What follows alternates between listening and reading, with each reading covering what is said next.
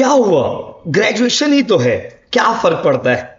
एक सब्जेक्ट में फेल होंगे, एक सब्जेक्ट में सप्ली होगा, एक सब्जेक्ट में बैकलॉग होगा, फिर से एग्जाम देंगे, फिर पास हो जाएंगे। भाइयों और बहनों, ऐसा लाइन आपने अक्सर ही अपने दोस्तों में, अपने फ्रेंड सर्कल में, और हो सकता है कभी आपने खुद भी ये वर्ड्स और सेंटेंसेस यूज किए होंगे, जहां पर दोस्तों अक्सर ही स्टूडेंट ये कहता है कि एक सब्जेक्ट में फेल होंगे तो क्या ही फर्क पड़ता है, अरे ग्रेजुएशन ही तो है। भाइयों और बहनों, आज इसी चीज को क्लैरिफाई करने के लिए मैं आपके सामने लेकर के आया हूं मेरे स्क्रीन पर एक ऐसा मार्कशीट जो कहीं ना कहीं अधूरी कहानी को बयां करता है। जो मार्कशीट कहीं ना कहीं एक ऐसे सोच वाले स्टूडेंट का होगा जो शायद इनमें से ही कुछ ऐसा सोचता होगा कि क्या ही फर्क पड़ता है। भाइयों और बहनों, अगर आप किसी भी सेमेस्टर के किसी भी पेपर में आपका बैकलॉग रह जाता है और उस बैकलॉग को आप क्लियर नहीं कर पाते हो तो आपका मार्कशीट ऐसा ही दिखता है।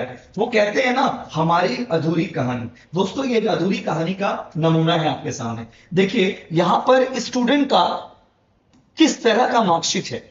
First semester clear, second semester clear, third semester clear, fourth semester clear, six semester clear, but still not graduate. Six semester clear होने के बाद भी ये स्टूडेंट ग्रेजुएट नहीं है, क्योंकि इस बच्चा का फिफ्थ सेमेस्टर जो है वो क्लियर नहीं। अब भाइयों और बहनों, आप ही बताइए, फिफ्थ सेमेस्टर क्लियर नहीं तो दोस्तों मैं आप सभी से यही रिक्वेस्ट करूंगा कि प्लीज, अगर आप ग्रेजुएशन कर रहे हो इंडिया की किसी भी यूनिवर्सिटी से और कहीं से भी अगर ग्रेजुएशन कर रहे हैं तो भले ही मार्क्स कम क्यों ना, भले आप पास मार्क्स 24 है तो भाई 25 लेके आएंगे। अगर ज्यादा लाते तो कोई दिक्कत ही नहीं, बट भले ही आप 24 के बदले 25 लेके आओ, पास हो जाओ भाई, पास हो जाओ। लेकिन ऐसा मार्कशीट नहीं होना चाहिए।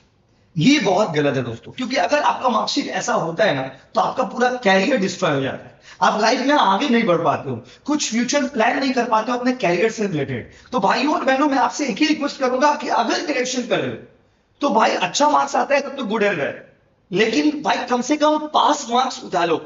प्लीज कोशिश करो कि किसी भी हाल में भाई बैकलॉग नहीं आना चाहिए। और इस बैकलॉग के लिए आप किसे जिम्मेदार मानते हो?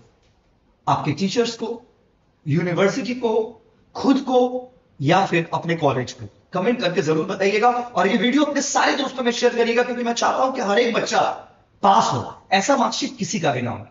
कमेंट करके बताना कि आपके हिसाब से कौन रिस्पॉन्सिबल है इस तरह के रिजल्ट के लिए। थैंक यू दोस्तों।